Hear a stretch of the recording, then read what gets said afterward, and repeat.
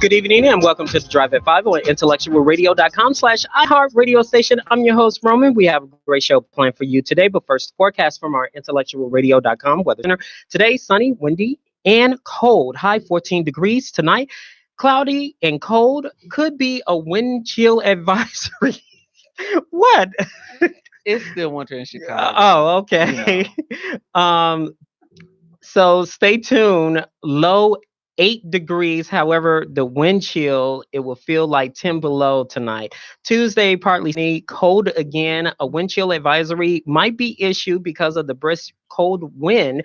Will knock the temperatures down in areas. High 21 degrees. Tomorrow night, clearer and cold conditions will continue, causing some concerns. So bundle up. 11 degrees. However, the wind chill will make it feel like 4 below 0. Wednesday, sunny and very cold conditions. Again, another wind chill advisory may be issued. High 27 degrees. Wind chill will make it feel like 2 or 3 below 0 Thursday.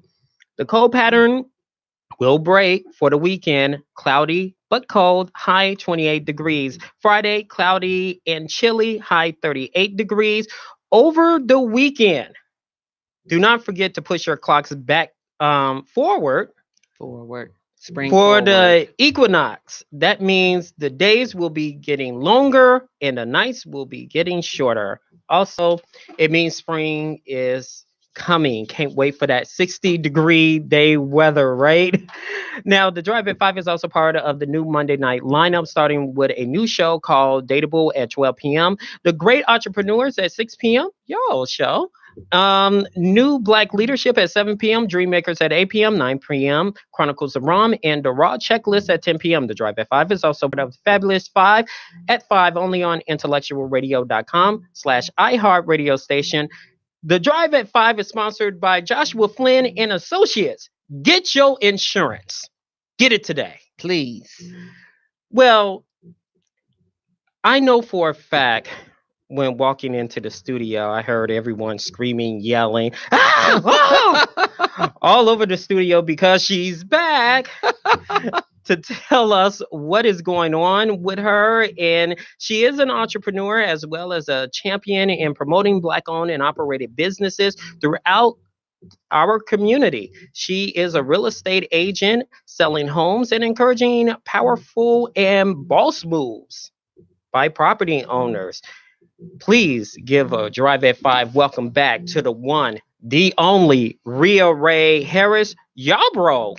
Thank you, Roman. I am so glad to be back with Intellectual Radio. I'm trying to figure out a way to come back on a regular basis. Oh, don't worry, you will.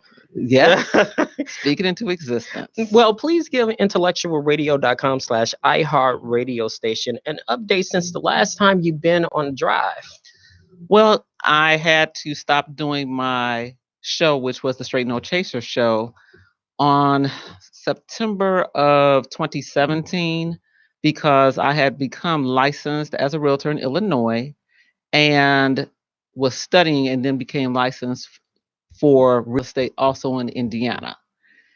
And I'm also still a full-time probation officer, as well as I have other entrepreneurship ventures. So it was just too much at that moment, but I am going to figure it out. But that's what I've been doing. I've started my own property management and preservation company, PNA Property Management and Preservation Company, LLC. And I am editing Misled by Daniel Yarbrough, my husband, a book about his childhood. We'll have to talk about that another day. And I am also sponsoring my first adult women's pageant in November of 2020, the Beyond Beautiful pageant for women between the ages of 30 and 60. Well, if you need a judge, you know. No, I think I'm available. All right. All right. Now, you are now in the real estate industry. Was it hard to transition to have a passion? You have a passion and love to provide information. Now you're translating that passion to other avenues. Do you find it hard to like transfer passion to passion and love for this? It's different types of passion. So, for example, I have not fulfilled the passion I had for my radio station with real estate is a separate passion. So for me, it is about firstly teaching people in the community about how to own homes versus renting if that's your desire, and then teaching them how to keep homes, because too often you will lose homes in this area for taxes, for inability to pay the mortgage itself, for not knowing how to budget money to take care of what your landlord used to take care of, but now it's on you. So it's very important to me that we learn those things as well as extend our political strength from the Chicago area to Indiana as well. There are so many things happening in Indiana that we are not a part of because we are not living there. Can you describe some of the Absolutely. Gary, Indiana, for example, is on a quiet come up because anytime Richard Daley is the front for an investment group and they are primarily focused on Gary, something's happening that we're not really privy to as general population members. There's a lakefront in East Chicago, there's a lakefront in Gary that they are going to redevelop at some point. And lakefront property, as most people probably know, becomes more expensive and more desired. But right now, everyone seems to be kind of sitting back and kind of waiting to see what happens instead of being a part of the change. Make the change that you want to see happen. So I think it's just important that we start to re-energize ourselves on both sides of the border. a lot of people are saying that they're seeing a growing trend of black home ownership, but some people are not seeing it because they're seeing a lot of Hispanic home ownership. I mean, you're a real estate agent. What's going on? Well, what's going on in Chicago specifically? There is a community that we call Back of the Yards that is a primarily Hispanic community. And a lot of that population is extending to the north end of Inglewood, which used to be a primarily Black community. But now that Inglewood is being revitalized, 63rd and Halsted now has a Whole Foods, it now has a Chipotle, it now has a Starbucks, it has so many things that it didn't have 10 years ago, that we are seeing a changeover in the ownership. I think that Black ownership is a little bit not stagnant, but consistent, whereas Hispanic home ownership is definitely increasing. How can, let's say I'm having trouble right now with keeping my home. As a real estate agent, a lot of people are saying, hold on to it. Whatever you do, hold on because you need that property. What would you say? Would you tell a person to let it go? It depends on the circumstances. Firstly, before you find yourself in a position where you end up having to do a short sale or a foreclosure, I would sell it and then prepare myself better for another purchase down the road, because short sales and foreclosures affect your credit report. So if I can sell it now while I'm still above water, so to speak, I can at least walk away from the table with some money. But in a short sale, I don't get anything as well as with a foreclosure. And that means I've invested X amount of dollars into this property by paying my mortgage, and I'm walking away with nothing. So, depending on your circumstances, it may be better to sell now and then buy again later when you have a little more financial stability. Now, you showcase Black owned and operated businesses throughout the community. Why you think it is important to showcase these businesses and encourage people to, especially our own, to support these businesses? My real estate name is the Community Builder Realtor. And the premise is I'm not just selling you a house, I'm selling you a whole community. Part of the community is the businesses that are in the community. So if you have a neighborhood, for example, that doesn't have a business base, that neighborhood tends to be desolate. It tends to be crime ridden. It tends to be depressing. So if you have businesses in the community and we support those businesses, it benefits all of us because it changes the whole dynamic of the area in which you live. I personally want to shop where I live. I want to support what's close to my home so that my community is a more enriched community, a more unified community, and a more fiscally stable community.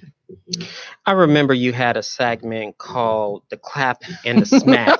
Yes. You can demonstrate that. Go Yes. ahead. The clap and the The smack. clap and smack segment was Right. for the businesses that I would send out what I call my little secret shoppers almost. And depending on what the report was, a business would either get a clap or they would get a smack for those businesses that needed improvement. And we would speak to those entities, the management or the owners, depending on the type of business, to let them know what was the outcome and why we gave them the rating we did. Well, because you have a sense of decorum and professionalism to a high standard. Now, do you see a difference in the decorum and professionalism since the last time you did the smack and the clap? When they see you at the businesses now, do they say, "Uh-oh, gotta straighten up"?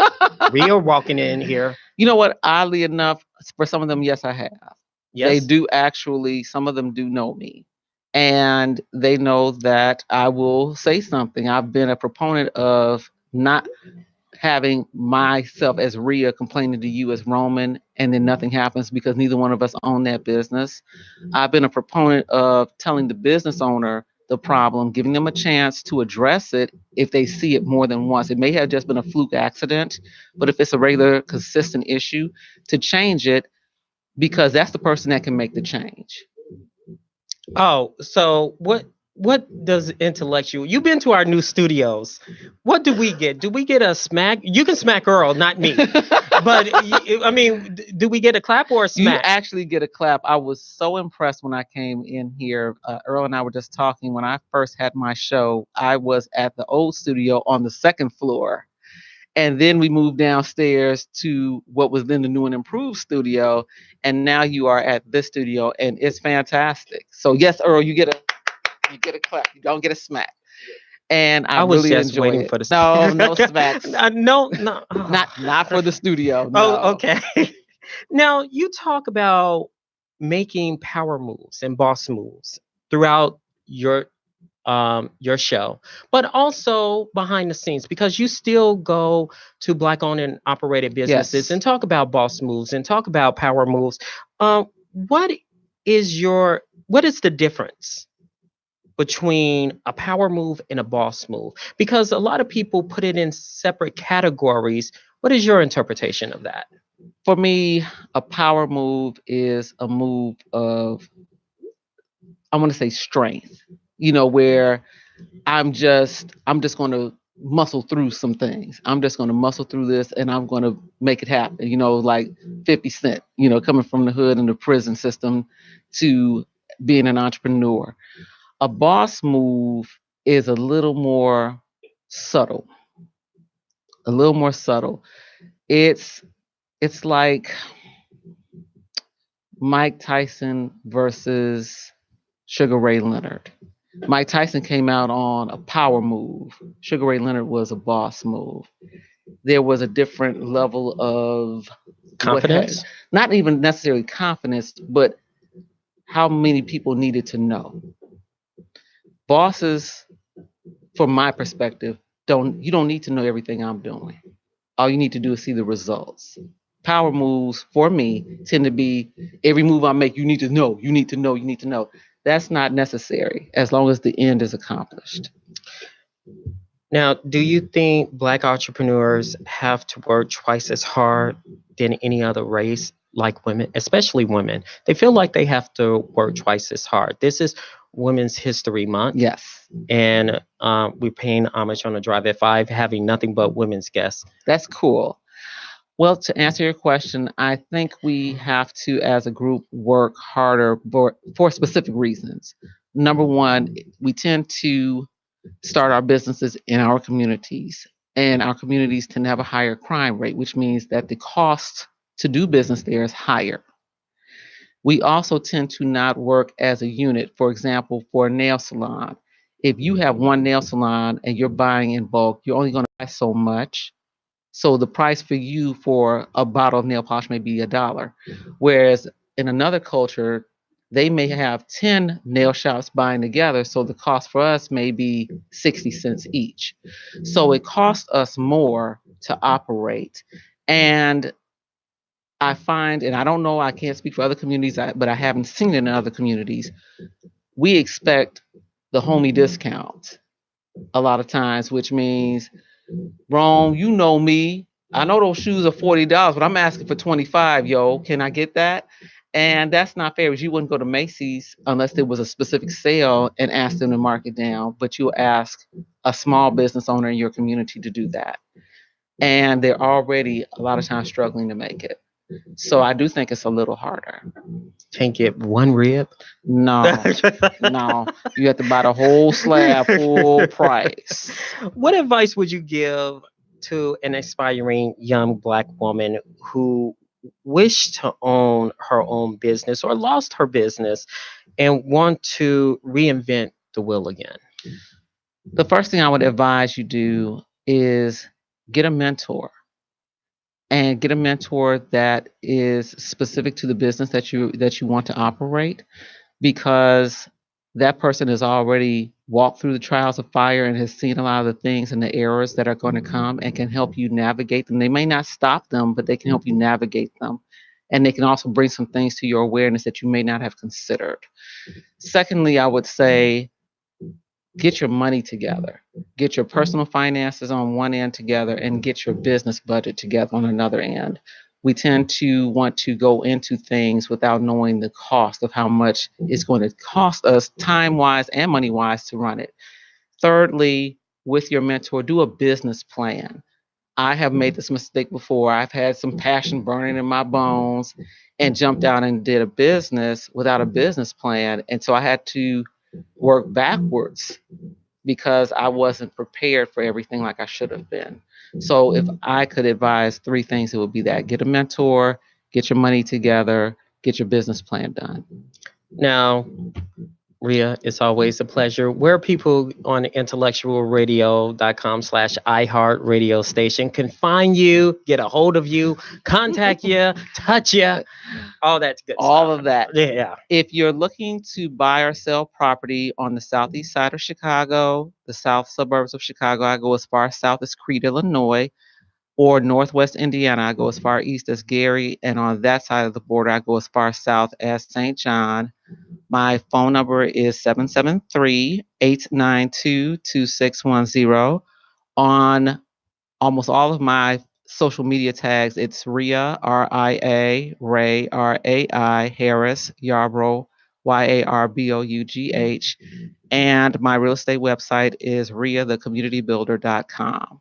All right, Ria, don't be a stranger to the drive. Thank you for I won't coming. be a stranger. I know I had to hear your mouth. You got me in the cold, Roman. Out here. Yeah. Thank I you. appreciate it, Roman. Yeah. Thank When we you. come back on the drive on Intellectual Radio station.com, got me tongue tied. We'll have the author, one and only Lori Simmons, right after this.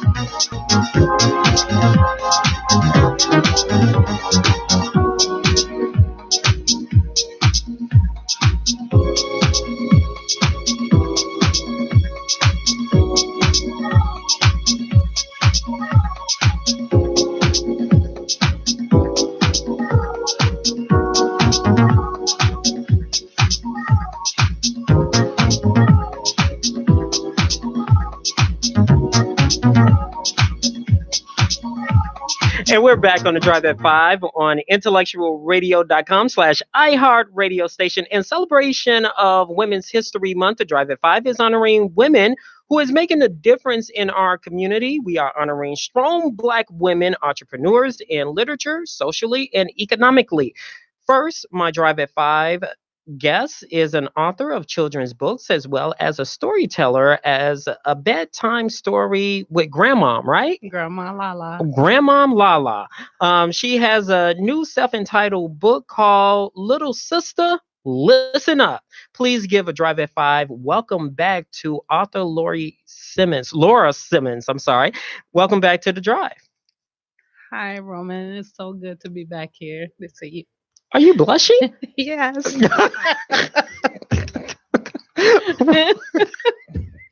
I don't know why. Oh, but yeah. okay. You're blushing. Yeah. Okay, Yeah, okay. see, it's easier for me to act like Grandma Lala than it is to be myself. Oh, okay. Yeah. I told them I started to come in here in my wig and go, "Hey, babies, how y'all's doing?"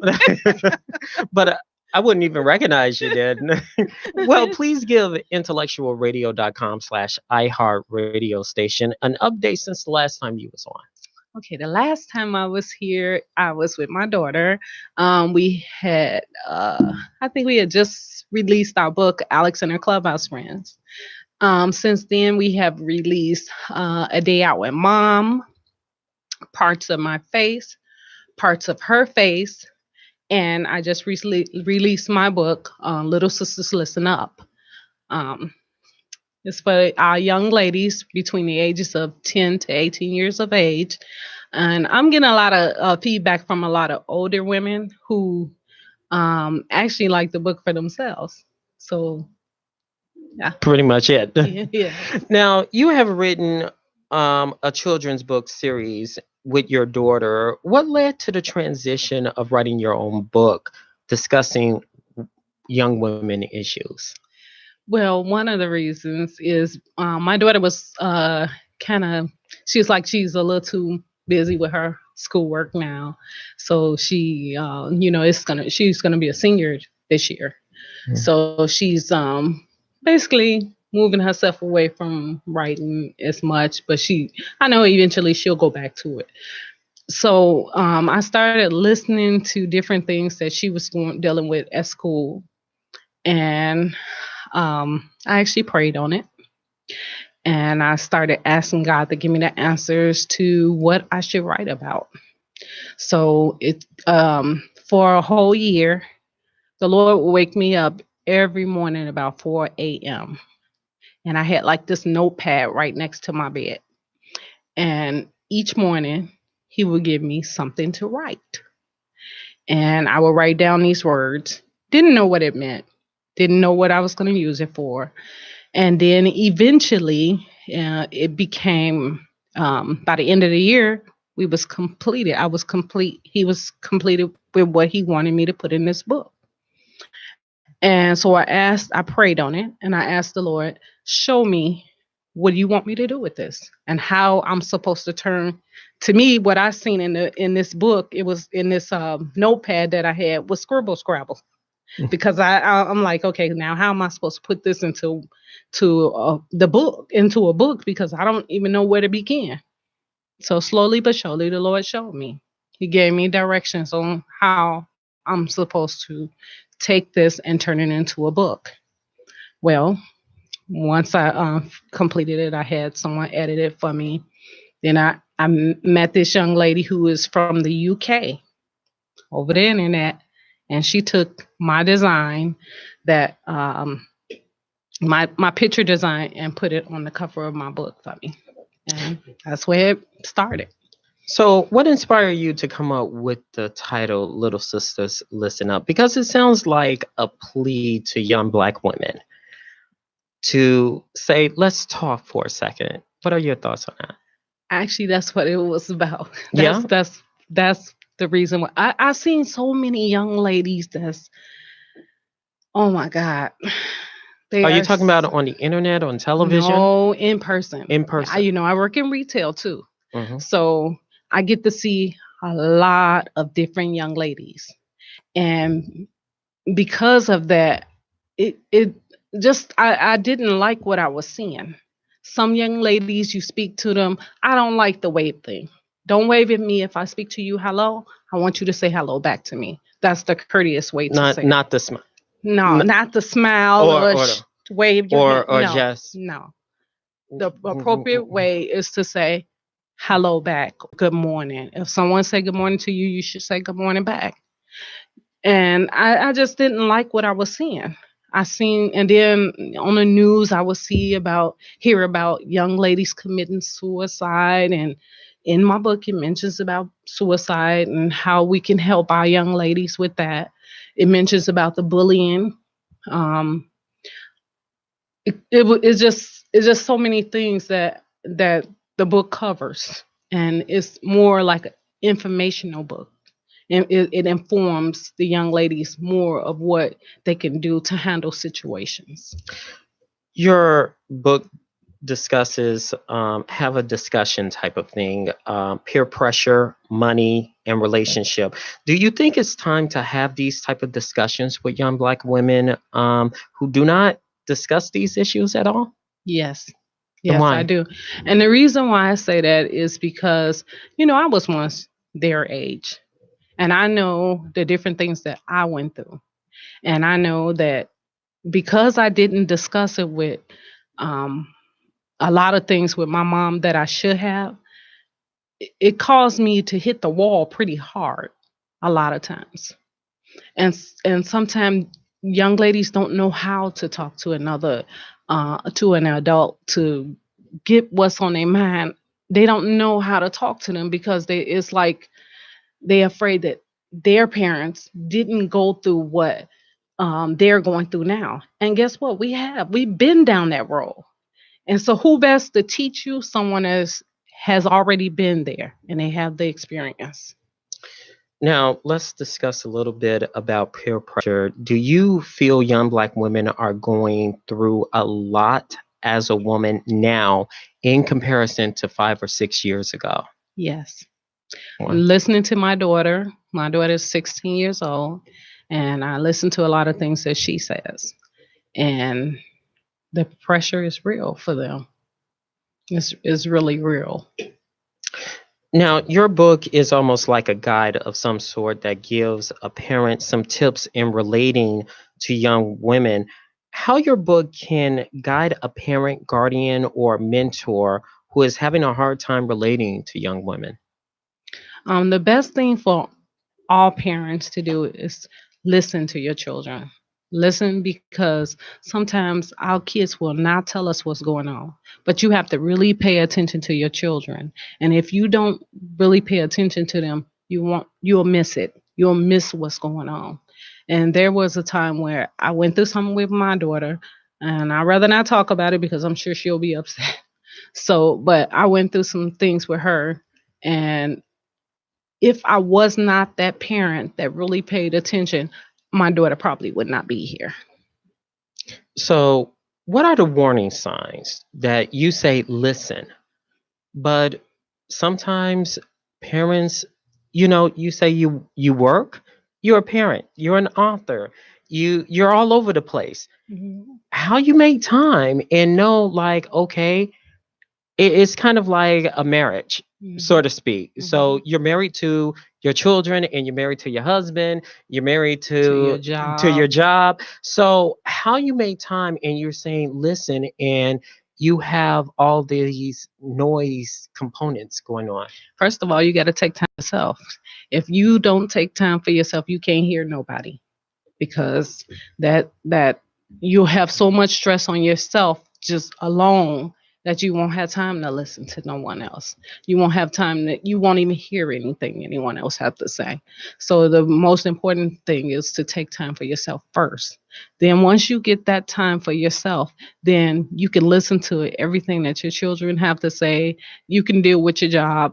I mean, I don't think that I could do it all if I did not have my Father up above. There are many times I get on my knees and I talk to him and I pray to him, and I don't even know how, honestly, I don't even know how I do all the things I do. If I begin to tell you the things that I do, we'll be here all night. Well, Earl got time. Do you feel like black women, black young women, have it harder than other ethnicities? Because it sounds like it's a little harder than others. Do you feel that way? Yes, I do. I Why? do. I feel like um because first of all, we are born into a world where our children already have the strike a strike against them already, being the color that we are. And um a lot of the other nationalities, they have a foot ahead of us. And I mean, that's my reason, one of my reasons. You describe it. You have a character called Grandma Lolo, right? Lala. Lala. Sorry, I That's have a okay. grandmom called Granny Lolo, Oh, who tell bedtime stories. Describe that to us. okay. Grandma Lala is my alter ego. What possessed you to have an alter ego?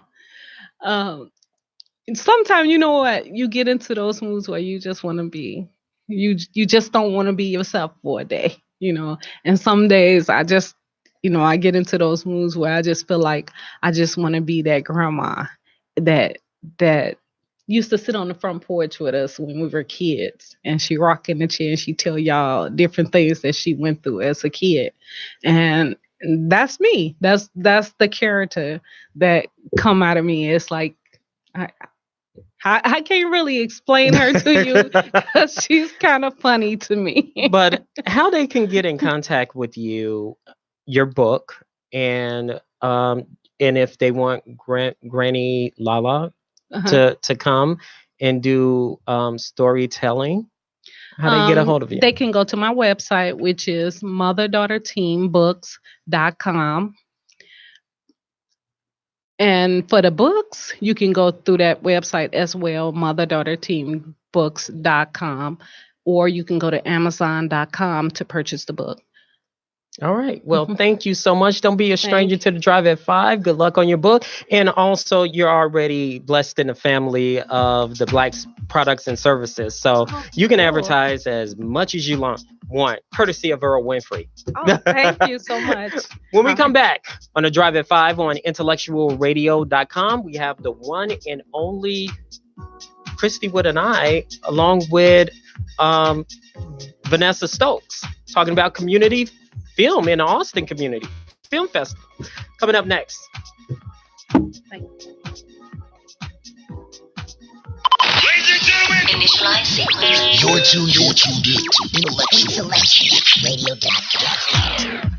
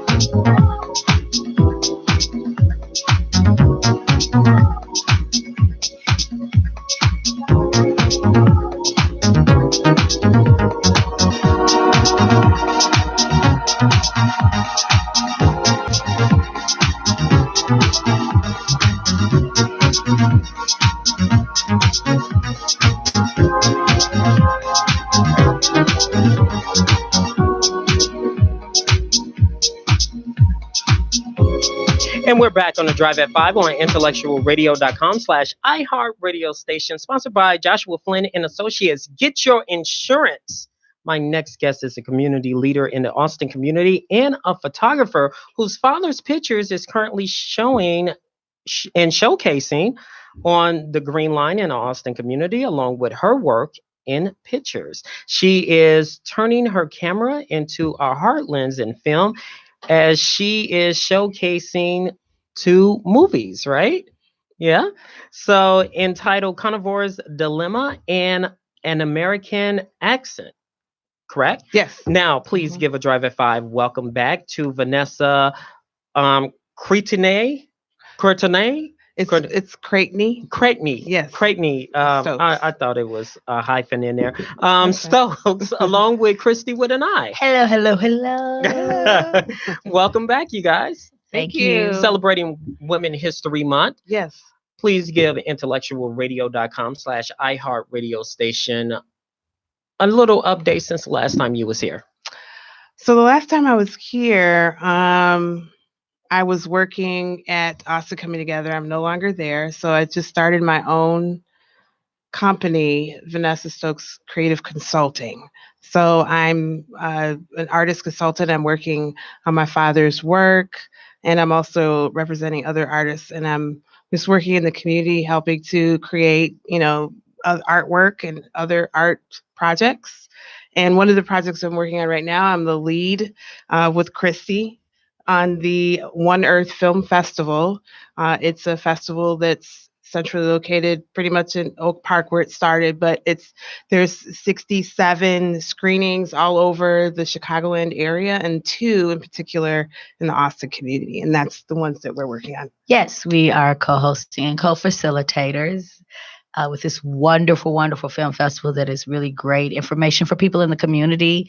They are free. And it's wonderful to be working with such a great event that's been going on for 8 years, and just getting to know people and really working with my friend here, Girl Power. Yes. So what inspired you to showcase both films in the Austin community? Well, one of the things that Christy and I were talking about was just how to spread information to the community. There's a lot going on in the world, and a lot of that information is just not getting to the people. So what this film festival is about is an environmental film festival. So it talks about things that are really important environmentally and to the earth. And so the film festival screening that we had at Loretto Hospital last Saturday was The Carnivore's Dilemma. And that talked about just the food industry, the factory farming meat industry, and how that has an impact on just animals, and how to look at different ways to just have a more humane ways to I guess farm animals, I guess you could say. Yeah. Yes, it was really interesting because it was the first time the film was showed in the U.S. It was the debut for the film, so that was really big that it happened in our community in Austin at Loretto Hospital. But it was really an interesting film because it really showed you how we treat the meat we eat as the animals are alive.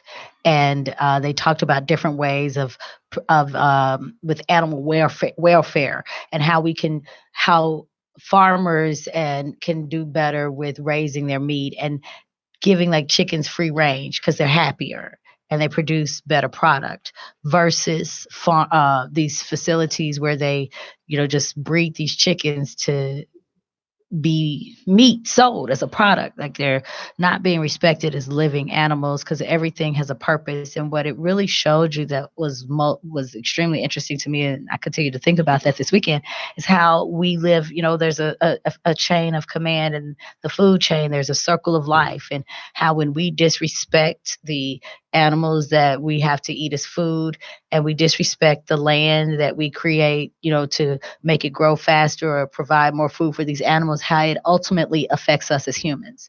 So I really learned a lot, and that's some great information that was shared with the community on Saturday. Mm-hmm.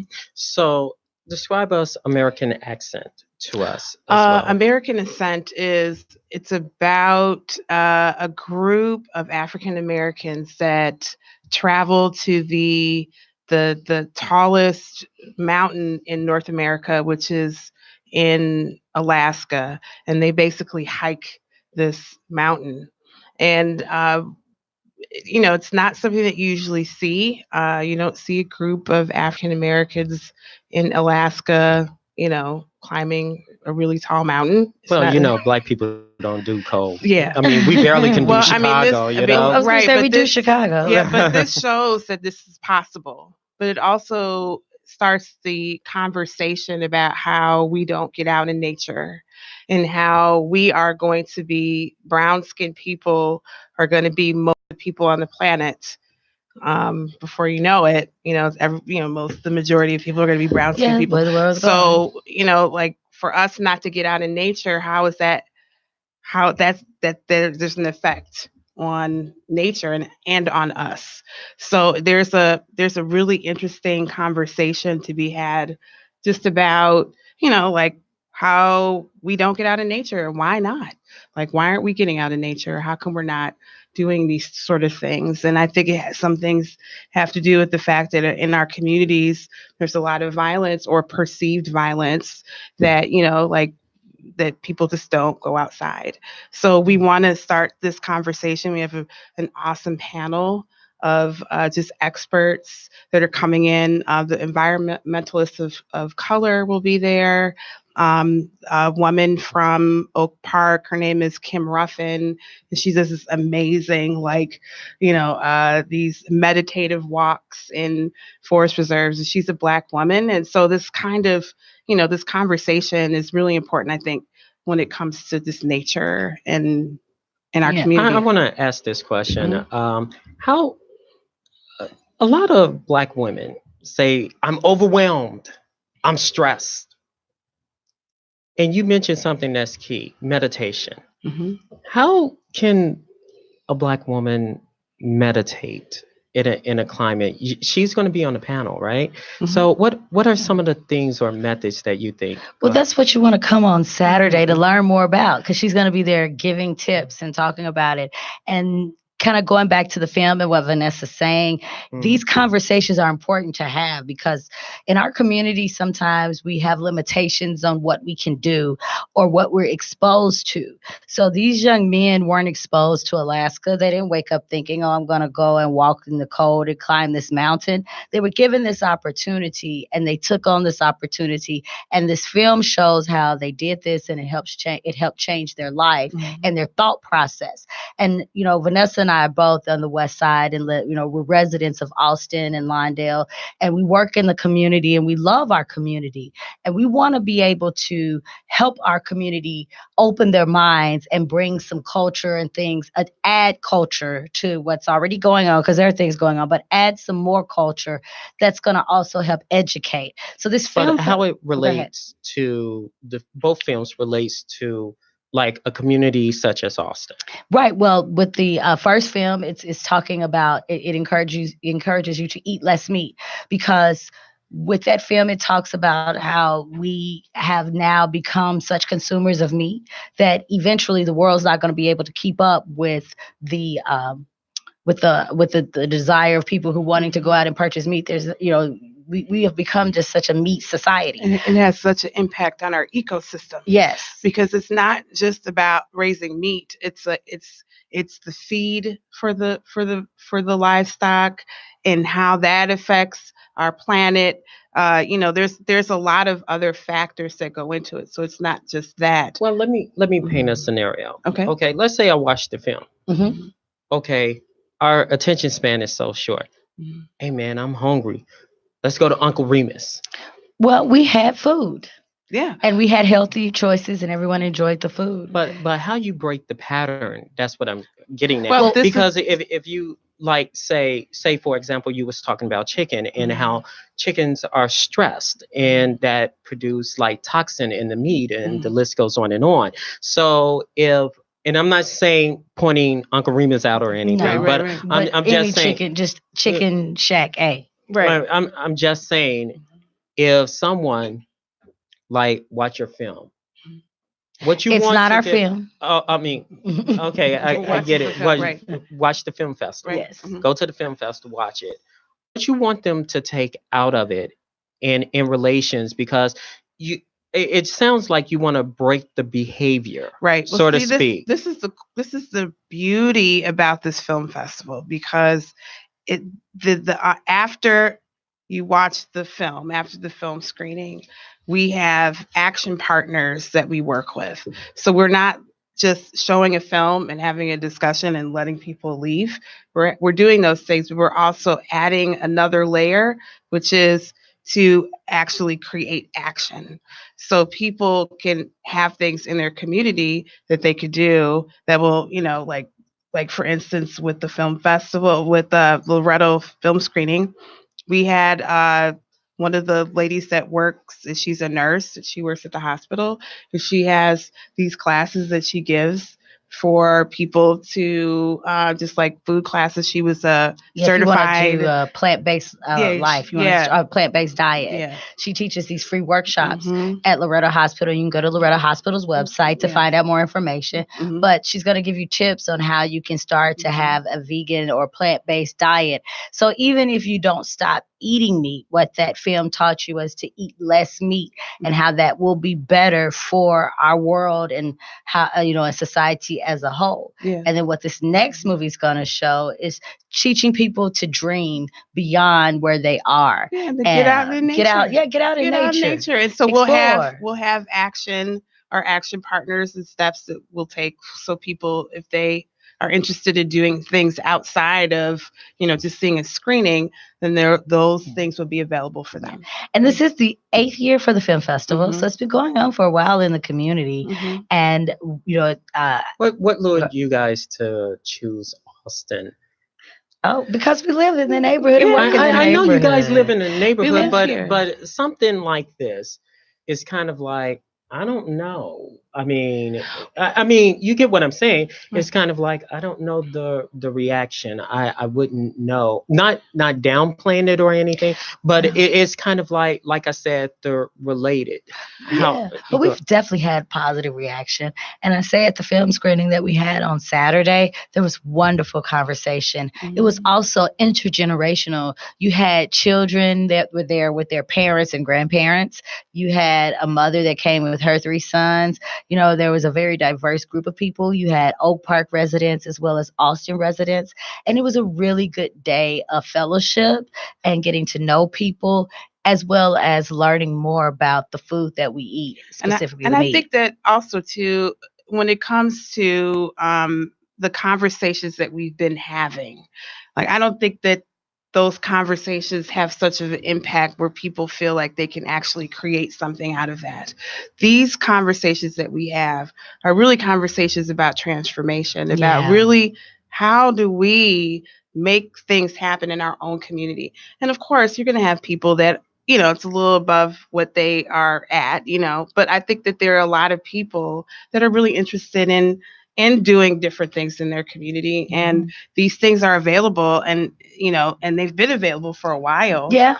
But we wanted to highlight them so people that are interested can enjoy. And we hope you can come out to the movie screening this Saturday. And again, anyone that's listening, it's free. It's free. Can I give out the information? Well, that was going to be my next question. Okay. But before you do, Okay. explain One Earth film to us. One Earth Film Festival? Yes. Yes.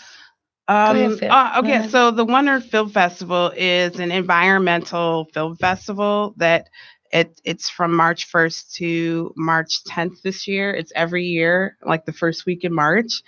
And there are 67 different screenings all over the Chicagoland area. So there's some in Oak Park, there's some out in the western suburbs, some downtown, some on the north side, south side. There's a bunch of screenings, south suburbs. They're all over the place, just to make it accessible for people to be a part of. And all of it is free, correct?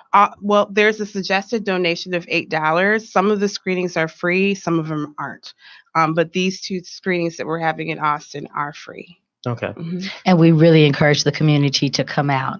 Yeah. And the festival, what I really also like about the festival, you have to recycle the garbage or the trash, and they Zero waste. yes, There's no waste. not at all, and they make it very plain. There's examples of what goes where, and so I took a picture, and I now have set up in my home an area where I can be better at recycling. So it's little things like that. When you come and attend this film festival, you can take those things away and take those things home with you and implement them in your life. That will begin to make this world a better place.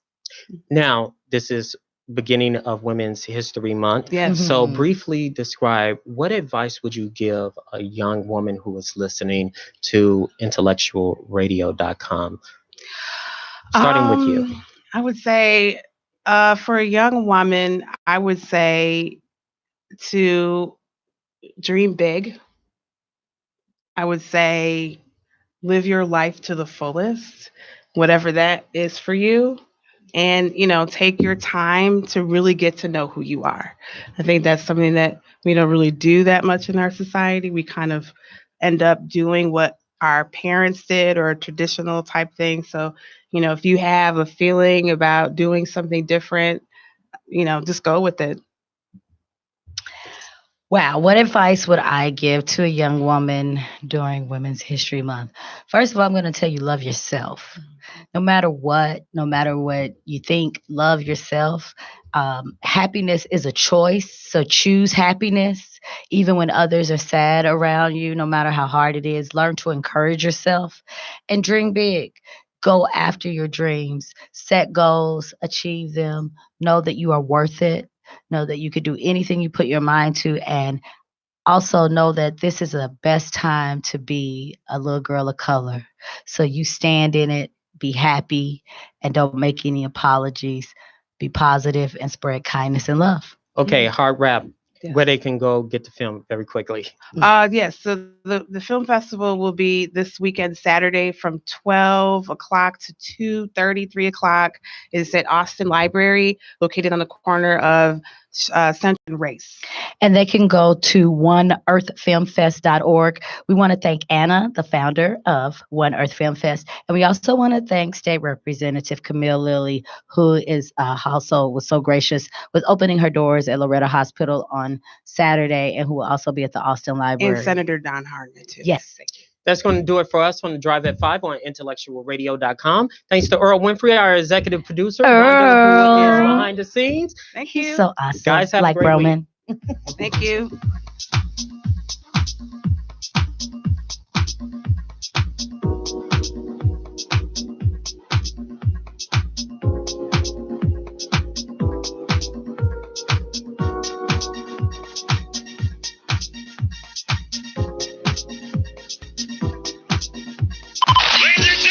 Initialize sequence. You're tuned in to IntellectualRadio.com.